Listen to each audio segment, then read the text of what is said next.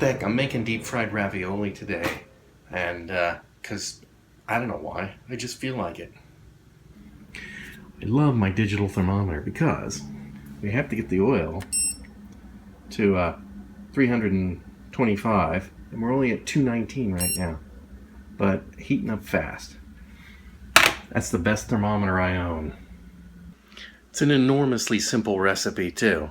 Basically, you take your store-bought frozen ravioli, cheese or meat, depends on your choice, or if you like those mushroom things, whatever kind of ravioli floats your skirt.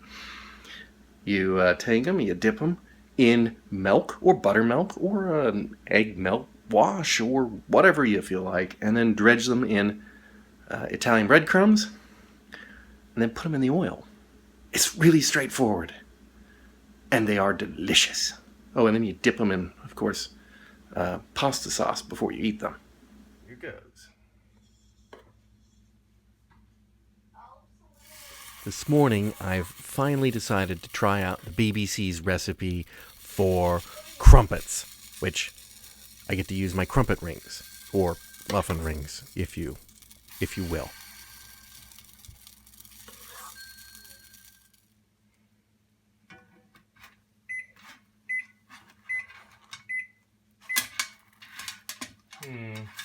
Burnt, I think.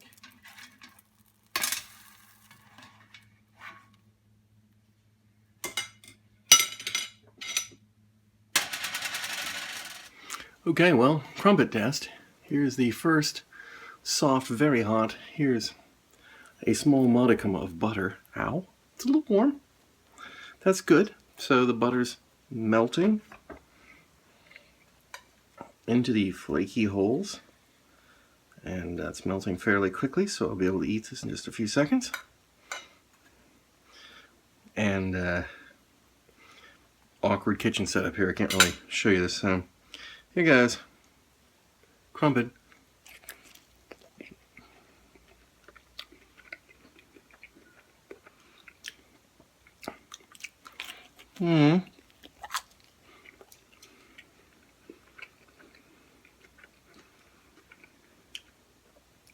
Despite the fact that it's kind of burnt,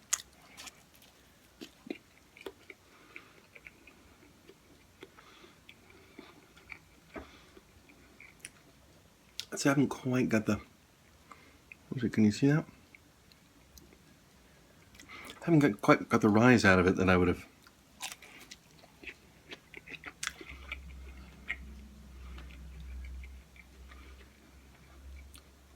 Maybe cook a little longer, slightly slower, lower temperature. Alright, we'll try that. Note to self, never judge. I pulled into Quick Trip, and there was a man sitting on the snack table outside, desperately smoking away at a cigarette about that big, that looked like, like a homeless person who had pulled the butt out of the garbage can. And he was wearing tattered clothes and long scraggly hair and unshaven and very unwashed. And as I got up out of the car to go in, he got up out of his chair and started following me, and I thought, oh God, he's gonna hit me up for money.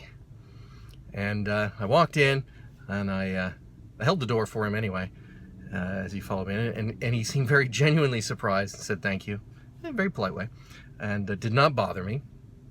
And as I was leaving the Quick Trip, he was coming out with a pizza that he'd bought, and I thought, wow, he's begged enough money to get a pizza. That's good for him. Not buying booze, you drunken homeless person. And then he gets in the $60,000 SUV sitting next to me here. So, yeah. Never judge. Well, here it is. It's the last day of the year, 2015. I have done, 198 of these vlogs, and I think I started back in February, so I haven't done one every day, and tedium may be unlimited, but there is a limited amount of tedium that even I can deal with. So They're not going to go back to daily unless something's happening. That's just the way it is. But I am going to continue to do them because it's kind of interesting to look back on things which I've already forgotten because they were so pointless. Anyway, that's day-to-day life, isn't it? I had a hard time figuring out where I was going to spend my last day of the year lunch because there's no one in the office. I mean, there's basically no one at the office today, but in my division, there is no one at the office except for me, and I'll be leaving early. There's no calls for help because there's no one else outside in the department. So it's all very quiet, and I don't have to negotiate lunch with anyone. Not that that's a problem. It's just, if you go to lunch with a coworker, then you at least have to, say, well, where do you want to go? And they go, I don't know. Where do you want to go? And I don't know. But so you can blame it on the other person, even if it's your fault for not knowing anywhere either. In my case, I don't know where to go either. So I've decided to go to Streets of New York. I was thinking of having pizza for lunch because it is a family tradition to always have pizza on New Year's Eve, so I should have it on New Year's Eve. So instead I am still going to Streets of New York, which is a pizza place, but I'm going for a sandwich. Here is a piece of footage that I forgot to include on our California trip, and I thought I had lost this clip, but I hadn't, and here it is, and I just wanted to see it. So we're going to call this Throwback Thursday. I know what you're thinking. You're thinking, wow, that California pollution is really strong, isn't it? Well, it's not that. But what's really amazing here is that I'm shooting this video through toilet paper. Yeah, it's clean. It's clean toilet paper, or the picture would be a lot different color. Although we could use that as a filter, I suppose. Anyway, what's important here is that this toilet paper, which is the toilet paper from the Arizona side rest area, is absolutely the softest, most insubstantial toilet paper I've ever seen in my life. There's nothing to it. It's absolutely nothing. It takes 4.5 feet of this stuff wadded up just to, use as toilet paper. It's terrible. I'm sure they're saving a lot of money with that. It involves toilet paper. That's why I wanted you to see it. Here we are winding our way to midnight. It's almost 9 o'clock. Anyway, I wasn't going to do any more tonight, but I decided I will. We went and had Pizza Hut pizza for dinner. There's a Pizza Hut and there's a Domino's, and they're right on the corner here. They are 2 city blocks away. So they're easily walking distance, although, why would you want your pizza to get cold? But the reason we always go to Domino's, I personally like it a little better, but that's, but I'm flexible on this one, is because it's easy to get into Domino's, and it's difficult to get into Pizza Hut because of the way the streets are laid out. But we had Pizza Hut tonight, and I had a frustrating experience today with a customer. I do in the evenings occasionally do a bit of consulting work, fixing PCs, things like that. I don't do a lot of it because I used to do a lot of it, and I don't want to do a lot of it anymore. I don't enjoy it anymore. The challenge isn't there for me. The thrill of the challenge. Anyway, but nice people, and I try to look out for them, and they were having an internet problem earlier this month. They've been having kind of an internet problem for a while, but it was getting much worse. And their internet speeds were terrible. Now, they pay for Cox Premier, which according to their bill is 100 megabit download rate. Now, all right, cable is asynchronous, and it's 100 megabit down and, I don't know, maybe 20 up on a good day because it's not the same. And then on top of that, it's kind of shared in your neighborhood. So you can't really expect to get the 100, but sometimes you should be able to expect to get better than 20, which is what they were getting, and 1.1 up, which is appalling. Now, they had a cable modem that was vintage 2004 or 2005, which is before they even had the current internet package. So the internet packages didn't say they went up to 100 back then, but Cox Cable, our area, has kept raising the rate that they claim you're getting, but their modem wasn't keeping up with that. It wasn't even capable of those speeds. So it appeared that the modem was going bad, so I bought a new modem and we called the cable company up. This was earlier in the month. And the cable company, was having trouble seeing their old modem, and we swapped it out, and they were still having trouble seeing the new modem. And so eventually we got bumped up to tier 2 support, and that in itself was a frustrating experience, the whole on the phone, because I had to do that for these people. And the guy at the other end finally concluded that there was definitely something wrong physically on the location, or something in the cable work near the house, not where he was in San Diego. So they scheduled to have a technician come out in a few days' time. And I wasn't needed, but the customers wanted me there, and so we had to arrange to do it at a time after my work, which is inconvenient for everyone. And, we set it up. And then they called the customers up the next day, and they said, hey, we found out what the problem was. It was a configuration problem at our end. We've fixed it. No need for the technician to come out. Have fun. Off you go. And they called and told me, and I thought, well, that's great. Your internet working? Yeah, it's working. Okay, fine. They called me up a few days ago and said the internet was really bad again. And so I got out there, and sure enough, it was down to the same horrible speeds that it had been before. And for all I know, it never got above those speeds, because I wasn't on site after they said they fixed it. So called them again, spent an hour on the phone. This time I got a technician who wanted to try everything. And I'll give him this, he tried. He seemed to know what he was talking about. He was a bit full of himself. Like, well, I've been doing this for 10 years and all of those things. Like, okay, well, fine. I've been doing computers for 30. Actually longer than that. But 38? Is that right? Yeah, that's right.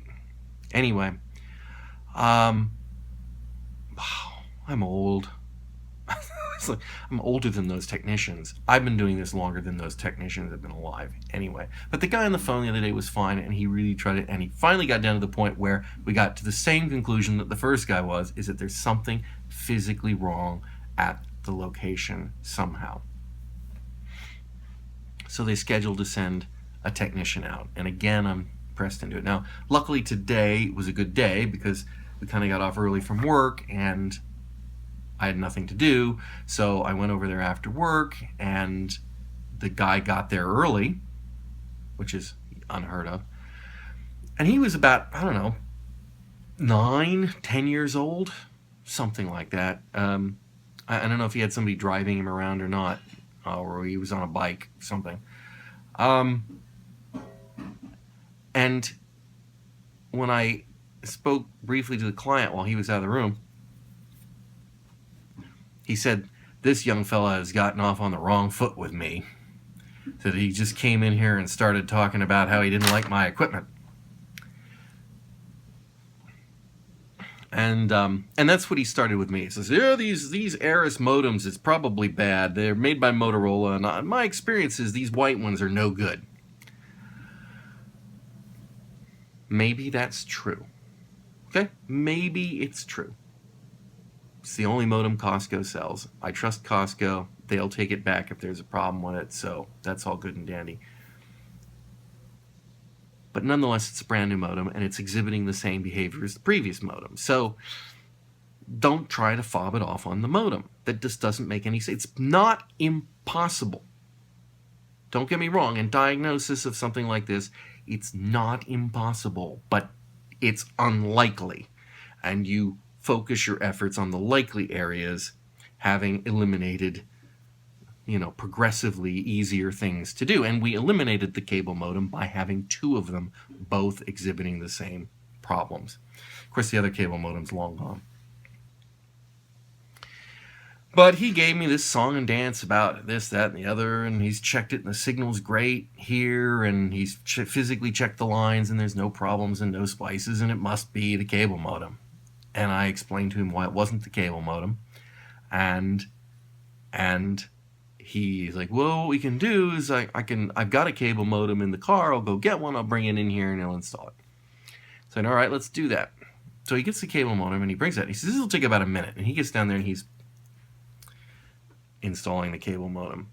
Oh, and by the way, one of the things that's weird about this situation is that when the cable modem, any of them, connect, you can see it on the cable modem. You get a sync light, well, not a sync light, but you get a connect light, and you get a solid signal, and then you have a signal. But what's weird is that half the time they can't see it from the facility. Looking back at the cable modem, there's no evidence that it's connected. But it is. It's just connected poorly. So he gets the cable modem, he's installed it, and he's down there working on it because it's kind of under the desk. And I'm talking with a customer about completely irrelevant things. But I'm keeping an eye on this guy because I'm just standing there and I'm watching him.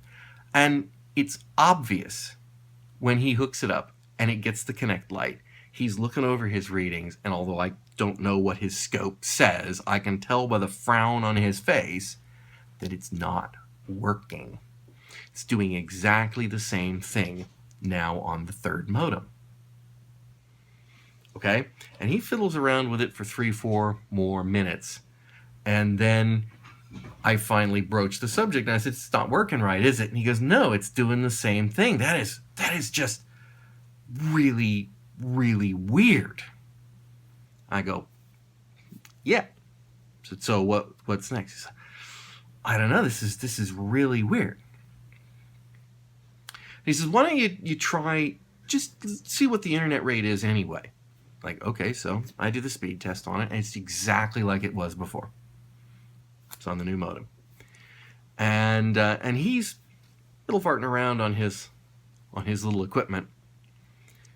And then he does something, and he says, maybe I was just too impatient. I'm an impatient guy. Maybe I was just too impatient. Try it now. And so I try it again, and sure enough, it's gone from 20 to 50. And the upload speed has gone from, almost nothing to 3 or 4. And I go, well, that's better. He's getting 50 now. And the guy goes, oh, well, he's got Cox Premiere? And I go, yep. Well, that's what he's supposed to be getting. He's supposed to be getting 50. I go, oh, huh. Funny, it says right here on his bill, which I happen to have, that Cox Premiere is 100 megabit. And that's only 50. I mean, I understand you don't get 100, but hey. And he's like, oh, well, maybe it needs to wait a little longer. And he little farts around on his equipment for a little bit. And he's trying again. And I run it, and I get about 90 and about 15 upload, which are perfectly acceptable speeds. He's like, huh. Yeah, well, I think there you go. It was the modem. We didn't wait long enough.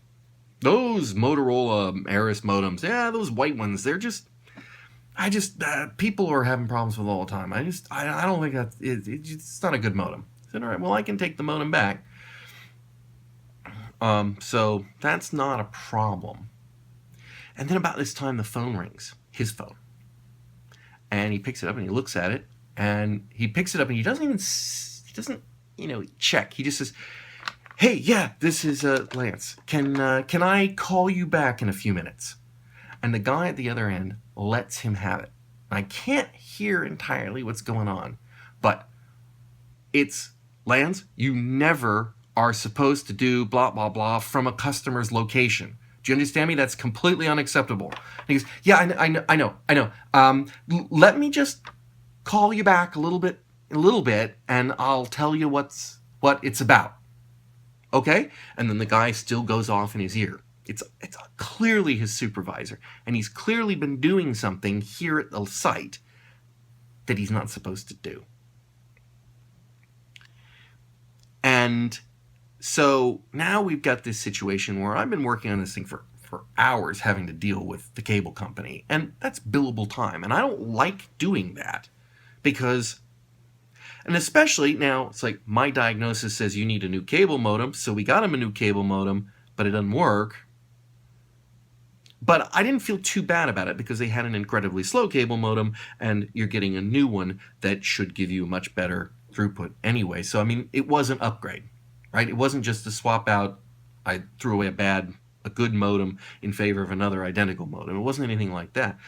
But nonetheless, basically, this guy has come in and he's put a situation that makes it look like I either bought crappy equipment or I don't know what I'm talking about or whatever, and that it's been a complete waste of time, and he's in saving the day. Now, I don't think that the customer believes that about me, because I don't think they understand the situation well enough to understand that, but I get it, and I feel obligated that this is a problem. And I think the guy's cheating. I can't prove it. I'll never be able to prove it, but he did something. He walked in the door and had decided it was the cable modem. Already. First thing, it's the cable modem. I know it's the cable modem. Oh, I don't like those cable modems. Let's let the customer understand that this is their problem, but I'm here to replace it, which, by the way, they charge to replace the cable modem if you buy it from them. Although, to be fair, it's much cheaper than it used to be. It used to be outrageously priced. Now, it was reasonable, so I won't complain about that. But so he gets that cable modem, and he gets the cable, and he puts it in, and it doesn't work. And he's perplexed. And then he figures out what it is. Or perhaps it's one of two things. He either figured out what it was, but he didn't want to admit he was wrong. And so he fixes it and makes, I didn't wait long enough on the modem. Cable modems don't work like that. You don't plug a cable modem in 1 minute it's 20 megabit, and then after it's warmed up a few minutes it's 50, and then after it's warmed up a little bit more it's 100. It doesn't work that way. Period. That's just not the way computers function. They don't have tubes in there that are getting warm and coming up to speed. That's nonsense. He did something. And furthermore, he did something he shouldn't have done, because that's why his supervisor had him on the phone. He was complaining, and that's why he didn't want to talk to him, because he didn't want us to hear what he was saying to the supervisor. So he was just covering his own ass. I can't prove it. I'll never be able to prove it, but I know sneaky when I see sneaky, and that little bastard was being sneaky. And, this damages my credibility with the customer, and of course the customer is upset at Cox. They're going to try to get money back from them, and, as things stand on the bill, now it's like, they had a bad cable modem, and so they're going to be in a less position to try to get money out of them for all the farting around that they had to do to get this thing working. And that pisses me off. And I've had my rant, and that makes this one of the longest episodes of Tedium Unlimited ever done. So, if you like ranting, remember to like, comment, and subscribe, and have a safe and happy new year, and we will talk to you in 2016.